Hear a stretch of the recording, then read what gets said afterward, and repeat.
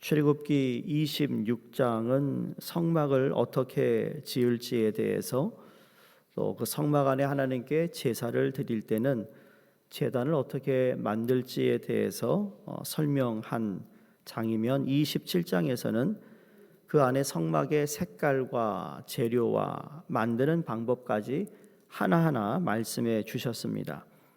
이제 28장에 들어서서 성막 안에서 제사를 드릴 때 그 제사를 담당하게 되는 제사장에 대해서 구체적으로 말씀하고 있습니다.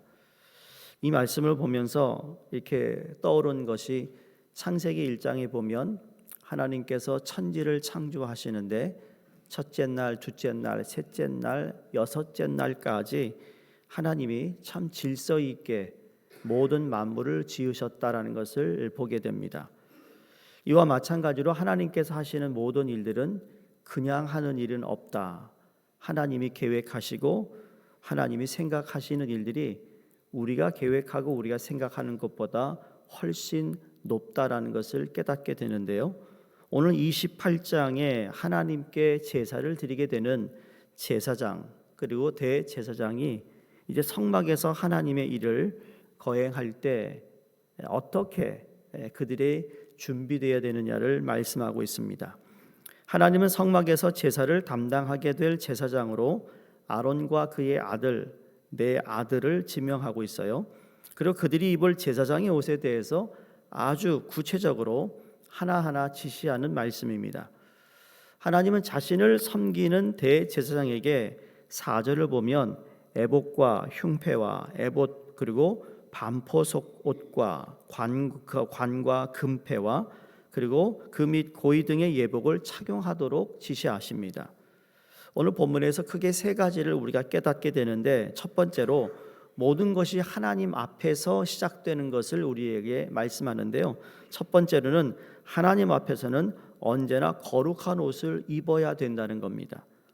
자, 대제사장은 그가 입는 겉옷은 하늘과 깊은 호수, 또 빙하 계곡, 그리고 불망초의 색깔인 푸른색입니다. 이 겉옷의 가장자리에는 우리가 읽지 않았지만 34절에 보시면 금방울과 석류들이 번갈아 가며 장식되어야 된다고 말씀합니다. 여러분, 얼마나 화려한 예복이 아닐 수가 없습니다. 아마 로마 교회 이 교황의 옷보다 더 화려하지 않았을까라는 예상을 해보는데, 인간이 보기에는 대제사장의 예복이 왜 이리 장엄하고 화려할까, 이런 생각하기가 쉬운데, 이것은 인간의 뜻과는 상관없이 하나님이 제정한 복장이라는 사실을 기억해야 된다는 겁니다. 물론 이 예복은 구약에서, 그것도 출애굽을 한 이스라엘 백성들에게 주신 하나님의 규례입니다. 그것도 구체적으로 대제사장이 입어야 할 예복인데, 그러나 이 모세에게 명한 이 제사장의 옷을 잘 보시면 여기에 그리스도에 대한 성도가 가져야 할 우리의 자세가 여기에 담겨져 있습니다. 우리가 읽었던 여기 4절, 5절 보시고, 특히 5절에 보면 금실과 청색, 자색, 홍색, 실과 가늘게 꼰 배실이다 라고 했을 때, 여기 푸른색은 하늘의 신성을 상징합니다. 초록색은 진실과 존중을 의미합니다. 진홍색은 예수의 피를 상징하며, 흰색은 순결을 상징합니다. 우리 기독교의 절기대로 절기의 색깔이 있잖아요. 여러분 앞에 보시면 지금 사순절이 시작되면서 보라색이에요. 보라색. 이 색이 그냥 주어진 색이 아니라 이 색에 따라서 예수 그리스도의 보혈의 흐름과 또 이 앞에 있는 색이 하얀색으로 변하거나 초록색이 되거나, 이게 다 똑같은 이 구약과 또 예수님이 우리에게 오셔서 보여주신 삶의 그 색깔을 통하여 예수 그리스도를, 하나님을 우리로 하여금 알게 하시는 색상이라는 거죠. 하나님은 자신 앞에 나타난 어떤 존재라도 하나님 앞에 나올 때 오염된 모습을 가지고 나오기를 원치 않다라는 겁니다. 하나님이 거룩하시고 하나님의 계신 곳이 너무나 성스럽기 때문에 아무나 성결한 준비 없이 그 하나님 앞에 설 수 없다라는 겁니다. 이사야 선지자가 내 팔이 짧아서 너희를 구원하지 못함도 아니요 내가 둔하여 듣지 못해 너희의 기도 소리를 듣지 못하는 것이 아니라 너와 나 사이에 막힌 담이 있는데 바로 죄 때문에 막힌 담이 있어서 내가 건지고 싶어도 듣고 싶어도 건지지 못하고 듣지 못하는 것이라고 말씀하신 적이 있어요. 우리가 하나님 앞에 나와 예배를 드릴 때마다 나 자신을 돌아봐야 하는 이유는 거룩하신 하나님 앞에 예배드리는 예배자의 모습이 거룩하지 못한 우리의 삶이지만 다시 예수 그리스도의 보혈로 말미암아 다시 우리가 씻음을 받고 정결한 모습을 하나님께 서야 하는 의미가 바로 이 모습에서 우리가 찾아볼 수 있다라는 겁니다. 그러니까 예수 그리스도를 통하여 여러분 우리는 구원받아 예수 그리스도를 통하여 하나님의 자녀가 되는 의복을 허락하셨습니다. 우리 모두는 그 예수 그리스도로 말미암아 하나님의 자녀가 되는 그 의복을 허락해 주셔서 우리는 부족하지만 예수 그리스도 때문에 하나님께 나올 수 있는 은혜의 자리에 나오는 그 평강과 하나님의 임재 가운데 거하게 되었다라는 것을 감사해야 된다는 것입니다. 두 번째 오늘 본문에서 이 하나님의 앞에 나올 때 거룩한 옷의 가장자리에 있는 것을 보아야 되는데 읽지 않았습니다만 여러분 33절에서 35절을 한번 보실까요? 33절에서 35절입니다. 다시 이렇게 말합니다. 그 옷 가장자리로 돌아가며 청색, 자색, 홍색 실로 성류를 수놓고 금방울을 간격을 두어 달되 그 옷 가장자리로 돌아가며 한 금방울, 한 성류, 한 금방울, 한 성류가 있게 하라. 이 35절에 아론이 입고 여호와를 섬기러 성소에 들어갈 때와 성소에서 나올 때에 그 소리가 들릴 것이라. 그리하면 그가 죽지 아니하리라. 무슨 말인가? 이 예복은 하나님께 드리는 예배를 집례하는 대제사장의 직무와 기능을 더 고상하게 하는데 목적이 있을 뿐만 아니라 다시 하나님의 거룩성을 표시합니다. 자, 대제사장이나 이 옷을 입고 하나님 앞에 제사를 드리러 성소에 들어갔어요. 특히 이 성소뿐만 아니라 성소에서 한 발짝 더 들어가면 지성소가 있는데 지성소는 대제사장이 1년에 딱 한 번 들어가서 하나님께 번제를 제사를 드리는 거예요. 아무도 못 들어가요. 대제사장만 들어갈 수 있는 겁니다. 근데 그에게 옷에 방울이 달려 있다라는 거예요. 방울이 달려서 발목에는 줄을 매달립니다. 그래서 그 안에서 지성소는 아무도 들여다볼 수도 없고 들어갈 수 없는데 대제사장이 실수로 하나님 앞에 성결하지 못한 채로 들어가서 제사를 하다가 하나님께 죽임을 당할 수 있기 때문에 그 제사장이 움직일 때마다 방울 소리가 났던 거예요. 근데 대제사장이 들어갔는데 방울 소리가 안 난다? 그러면 뭐예요? 죽었어요. 그럼 죽은 시체를 어떻게 끌어내죠? 감히 함부로 지성소에 들어갈 수 없어서 발에 묶어놓은 그 줄로 다시 당겨서 그 시신을 꺼낸다는 의미에서 방울을 달아놨어요. 그러니까 유대의 전승에 따르면 대제사장이 성소에 들어갈 때, 특히 지성소에 갈 때는 발목에 밧줄을 매어서 그 끝을 바깥에 두고 들어가야 했다라는 겁니다. 그만큼 성소에 들어간 제사장을 들여다본다든지 제사장의 옷깃을 만든다든지 그러면 죽음을 당하는 두려움이 있었습니다. 그러나 오늘 은혜의 시대에는 우리 대제사장이신 주님의 거룩한 옷 가장자리에 그의 순결한 보혈의 방울이 맺혀 있다라는 거예요. 이게 구약과 신약이 같은 이야기를 하고 있어요. 예수님께서 흘리신 그 보혈이 마지막 그 피 한 방울 한 방울이 우리를 위해서 흘리셨고 그분이 화려한 대제사장의 옷을 입진 않았지만 온 인류를 구원하시는 그 피 한 방울 한 방울 통하여 우리는 거룩하게 하나님의 백성이 되었으며 그분의 옷을 만질 수 있는 은혜를 주셨다라는 거예요. 그러니까 감사한 것은 그 옷을 만질 수 있도록 허락하셨어요. 기억하세요. 혈류병으로 오랫동안 고생했던 여인이에요. 그 여인이 예수님이 오신다는 이야기를 듣고 그 마을에 들어오시는 예수님을 보고 싶어서 달려갔는데 너무 많은 사람들이 있어서 예수님께 다가갈 수가 없었어요. 제가 오래전에 여러분에게 보여드렸던 성화 그림을 보셨을 거예요. 거기 보면 그 여인이 기어서 예수님의 옷자락을 만집니다. 근데 그 옷자락에 방울은 없지만 그 옷자락에 예수 그리스도가 우리를 깨끗해 하시고 치유하시는 하나님이 되신다는 사실을 그 여인은 믿었다라는 거죠. 오늘도 우리가 예수 그리스도의 옷자락을 기억하며 그 옷자락을 만지려고 할 때 여러분, 우리를 사랑하시는 하나님께서 우리를 치유하실 뿐만 아니라 하나님께서는 우리를 회복해 주시는 하나님 어린 양으로 우리에게 오셨다라는 거예요. 시편 133편 2절에 보시면 머리에 있는 보배로운 기름이 수염 곧 아론의 수염에 흘러서 그 옷깃까지 내림 같고라고 말한 것처럼 거룩한 기름이 우리에게까지 흘러내리는 이 역사를 우리 주님이 이루셨다라는 사실입니다.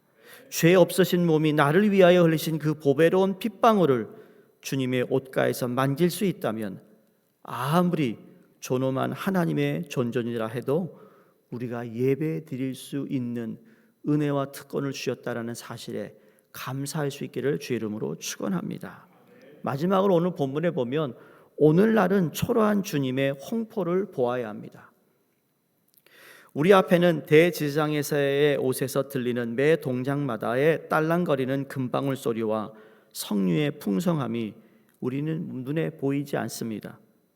간혹 우리의 거기에 매혹되어서 때로는 화려함에 우리의 사명의 본질을 잃어버릴 수 있습니다. 그런데 우리가 막상 보고 만져야 할 대제사장의 복장은 여기 나와 있는 이 복장이 아니라 땀과 눈물과 피로 얼룩진 예수 그리스도의 홍포가 되어야 된다는 거죠. 로마 군병들은 비록 자칭 왕으로 조롱하기 위하여 이 옷을 입혔으나 우리에게는 희생의 제물이 되신 예수 그리스도, 그래서 대제사장의 가장 화려하고 값비싼 옷임에 다름이 없다라는 거예요. 예수님은 하나님으로 이 세상에 오셔서 이 제사장 중에 유일한 온전한 제사장이 되셨고 자신의 몸을 제물로 삼으신 진실한 제사장이 되었으며 피를 흘리시되 자신의 피를 흘리시어 온 인류의 죄를 사하시는 제사장이 되셨어요. 죄 없으신 순결하신 제사장이 되었다라는 거죠. 오늘 본문은 우리가 살아가면서 그럼 이 구약의 이 제사장의 대제사장의 의복을 통해 우리에게 어떤 적용이 되는가? 신약 성경 베드로후서 전서 2장 9절에 보시면 여러분은 잘 아시는 말씀이에요.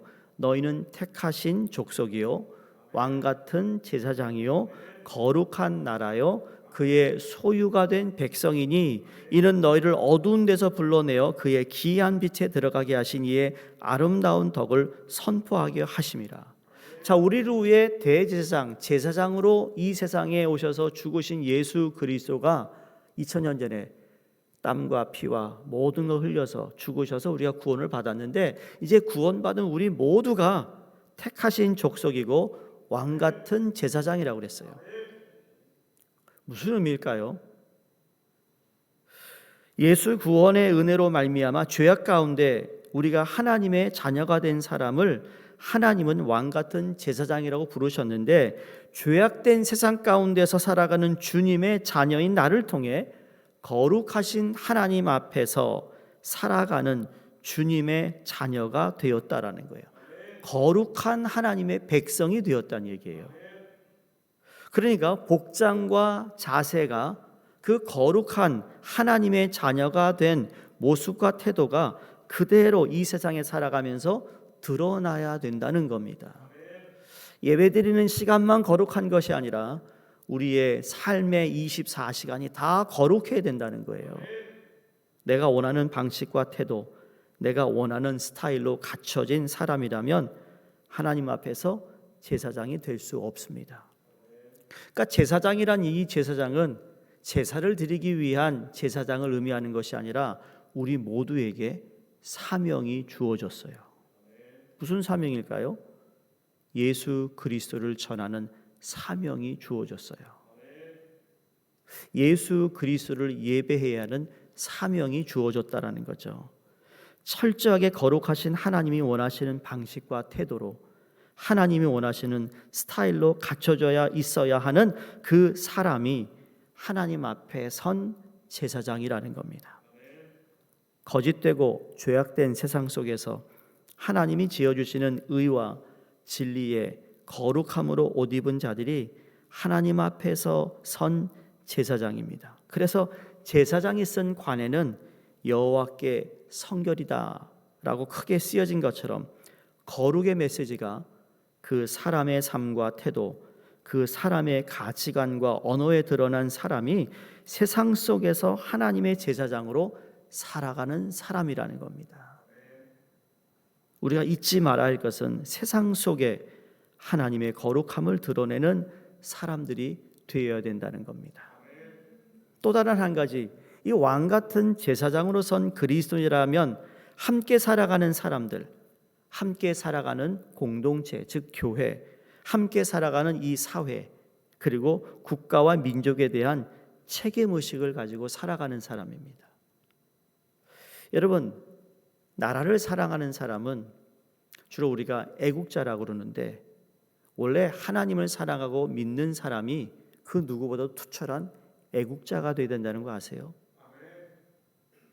아론과 그 아들들이 제사장으로서 이스라엘 12지파 이름을 그 어깨와 가슴에 달고 그들을 대표하는 하나님 앞에 서 있었던 것처럼, 하나님 앞에서 더불어 살아가는 이 사회를 향한 책임감을 하나님 앞에 가진 사람들이 바로 저와 여러분이라는 거예요. 이걸 잊어서는 안 됩니다.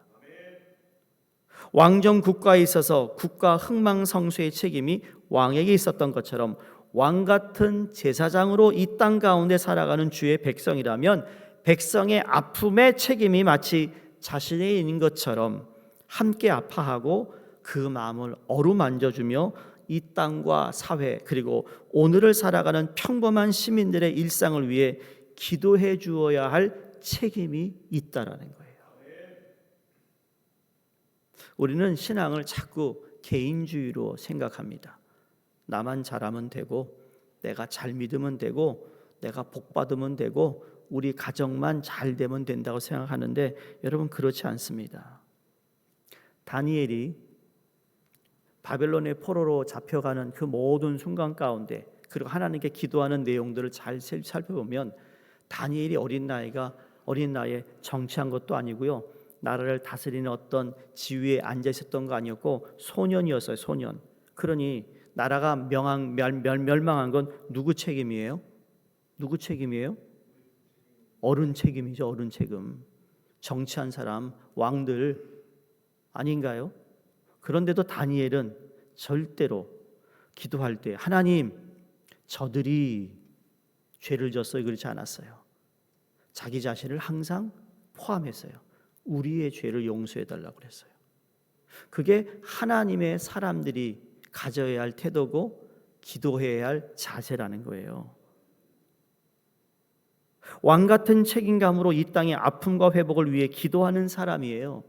하나님 앞에서 통해 자복하는 사람이에요. 이 사회와 민족을 위해 기도하는 사람이라는 거죠. 분단된 조국의 현실을 위해 북녘 땅에 잃어버린 동포를 향하여 잃어버린 동포를 위해 기도할 수 있는 사람이 왕 같은 제사장이라는 거예요. 부탁드리고 싶은 것은 너무 개인주의로 신앙생활하지 말라는 거예요. 구원은 개인이 받았어요.